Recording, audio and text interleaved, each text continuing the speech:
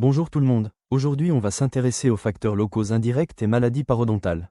Cette fameuse maladie appelée aussi parodontopathie est reconnue comme une entité infectieuse multifactorielle qui touche le parodonte superficiel ou profond. L'ensemble de ces facteurs résumés sous forme d'une triade où le facteur déterminant reste le biofilm bactérien. L'action de ce dernier est largement développée la dernière fois. Aujourd'hui on s'intéressera à celle du facteur occlusal ou bien le facteur local indirect.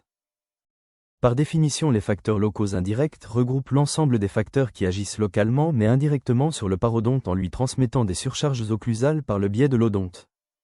Ces surcharges occlusales peuvent provenir des malocclusions primitives rentrant dans le cadre des déharmonies dontomaxillaires. Des malocclusions secondaires consécutives à des avulsions dentaires non compensées.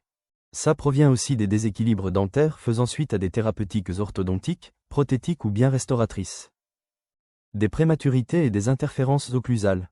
Des mauvaises exécutions des fonctions vitales telles que la mastication unilatérale, la déglutition atypique et les troubles de phonation. Des parafonctions avec l'exemple phare, le bruxisme. Sans oublier en dernier les tics et les mauvaises habitudes qui peuvent être personnelles ou bien professionnelles. Étudions maintenant l'implication du facteur local indirect dans l'aggravation de la maladie parodontale. Avant cela, essayons de suivre le trajet habituel de l'inflammation déclenchée par le biofilm bactérien. Sur les faces proximales, l'inflammation se propage à travers les fibres transeptales dans le tissu lâche entourant les vaisseaux sanguins puis dans l'os par les canaux vasculaires qui perforent la crête du septum interdentaire. L'inflammation peut pénétrer par le centre de la crête, après avoir atteint les espaces médulaires, l'inflammation peut repartir de l'os vers le desmodonte.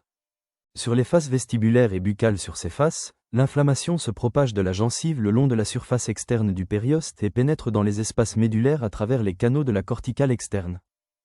En présence de surcharges occlusales, il s'avère que ce trajet est modifié.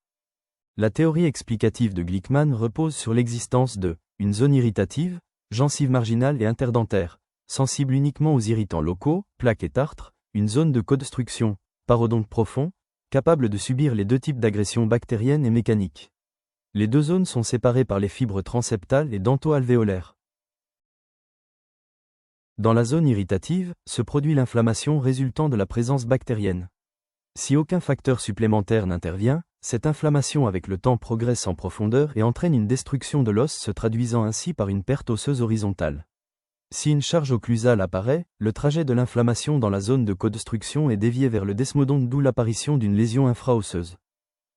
D'après un autre concept, c'est principalement le degré d'extension apicale de la plaque bactérienne, la proximité de cette dernière de la surface osseuse ainsi que l'épaisseur du septum osseux interdentaire qui conditionne la forme de la lise osseuse.